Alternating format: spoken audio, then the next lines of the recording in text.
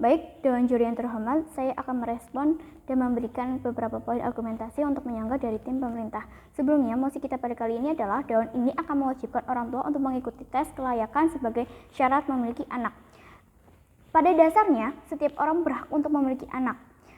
Dan memang orang tua memiliki kewajiban dan tanggung jawab untuk mendidik dan merawat anak. Namun, mewajibkan orang tua untuk mengikuti tes kelayakan sebagai syarat memiliki anak tidak sepenuhnya bisa diterima. Bagaimana tanggapan-tanggapan dari calon yang ingin menjadi orang tua? Bisa saja mereka menganggap bahwa diadakan tes tersebut dapat merendahkan calon-calon yang ingin menjadi orang tua ataupun sedang memiliki hamil besar. Mereka berpikir bahwa kalau saya tidak lolos tes tersebut, berarti saya tidak boleh memiliki anak. Pendapat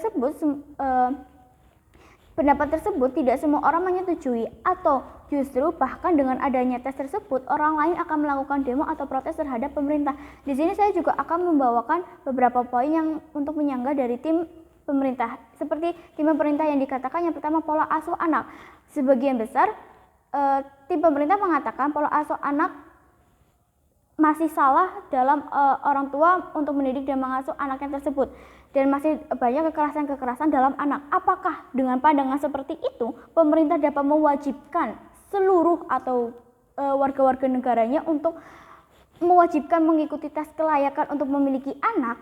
Nah, poin yang kedua, sebagai syarat memiliki anak, berarti yang tidak lulus tes tersebut orang tua tidak boleh ataupun tidak layak untuk mempunyai anak. Bukan begitu, Dewan Juri yang terhormat? Bukankah anak itu merupakan anugerah dari Tuhan Yang Maha Esa? Lantas bagaimanakah cara untuk mencegahnya? Dan kenapa kita ataupun orang-orang tua harus mengikuti tes kelayakan untuk memiliki syarat tersebut? Dan berikut adalah beberapa alasan mengapa kita tidak mendukung mosi pada kali ini. Mari saya jelaskan. Yang pertama, pelanggaran hak asasi manusia. Mewajibkan orang tua mengikuti tes kelayakan sebelum memiliki anak dapat dianggap sebagai pelanggaran hak asasi manusia. Setiap orang berhak untuk memiliki anak dan tidak ada alasan untuk membatasi hak tersebut dengan syarat-syarat yang tidak adil. Yang kedua, diskriminatif. Mewajibkan tes kelayakan sebelum memiliki anak dapat diskriminatif terhadap orang tua yang kurang mampu secara finansial atau kurang berpendidikan. Tes kelayakan itu sendiri juga dapat mengandung bias dan tidak objektif. Poin yang ketiga, tidak efektif menyelesaikan masalah. Mewajibkan tes kelayakan sebelum memiliki anak dan tidak menjamin bahwa anak-anak yang dilahirkan nantinya akan mendapatkan pengasuhan dan pendidikan yang baik. Orang tua yang tidak lolos tes kelayakan masih bisa saja memiliki anak dan tidak memenuhi kewajiban dalam merawat dan mendidik anak. Oke, lanjut. Ada poin yang keempat, tidak praktis. Mewajibkan tes kelayakan sebelum memiliki anak tidak praktis dilaksanakan siapa saja. Siapa saja yang akan mengevaluasi tes tersebut? Apa saja kriteria yang harus dipenuhi agar seseorang dianggap lulus kelayakan tersebut? Selain itu, biaya dan waktu yang diperlukan untuk melaksanakan tes kelayakan tersebut juga, dan mempertimbangkan lain seperti biaya dan waktu yang diperlukan untuk melaksanakan tes kelayakan tersebut juga harus dipikirkan. Dan dengan ini kami akan menangkan perdebatan pada kali ini, di mana dua prinsip dari tim pemerintah sangatlah tidak kuat. Di sini saya akan memberikan opinion. Yang pertama, di mana keluarga merupakan agen pertama untuk membentuk kepribadian anak tersebut dan diharapkan anaknya tumbuh dewasa dan mandiri.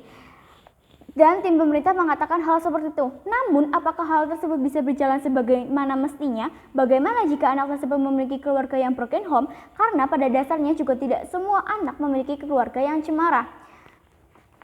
Karena dilihat juga dari kenyataan-kenyataan yang ada, sebagian besar warga negara ataupun anak merupakan korban dari broken home.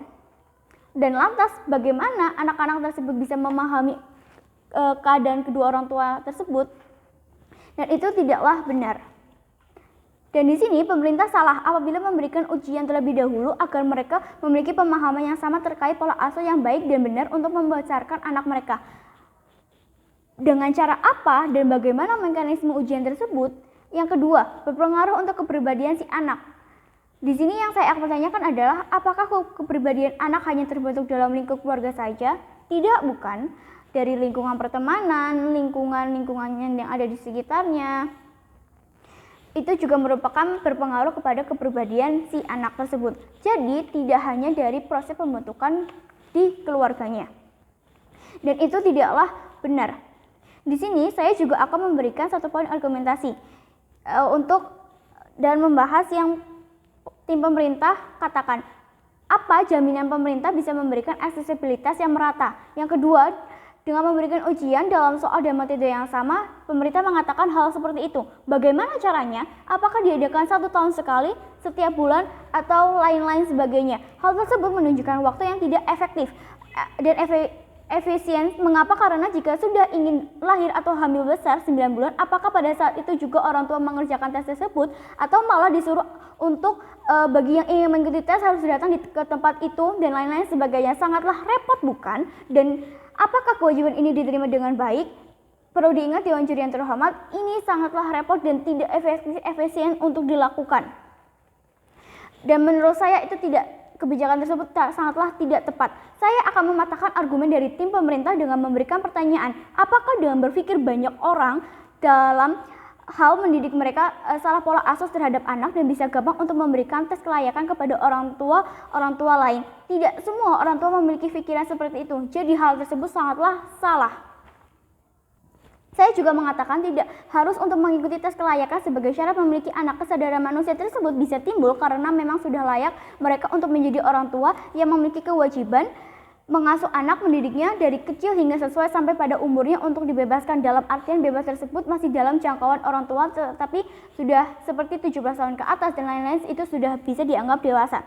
Jadi solusi terbaik yang bisa saya sampaikan adalah yang pertama, memberikan sosialisasi pola asuh anak kepada masyarakat umum agar nantinya orang tua tersebut bisa memberikan ilmu-ilmu yang dari pemerintah sampaikan dan disalurkan ke anak-anak, dan sehingga orang-orang tersebut orang tua dapat memberikan pola asuh dan pendidikan yang baik dan layak kepada anaknya, dan menjelaskan kepada orang tua agar harus paham tugasnya sebagai pendidik pembentuk karakter terhadap anak. Orang tua harus memenuhi tugas tersebut. Selain itu, pemerintah seharusnya juga berperan membuat sekolah nyaman dan guru yang layak guna mendukung berhasil atau tidaknya pendidikan karakter dalam keluarga. Untuk itu, orang tua, pemerintah, dan masyarakat harus bergandeng tangan dalam pembentukan masyarakat anak bangsa. Sekian dan terima kasih. Saya bangga sebagai tim kontra.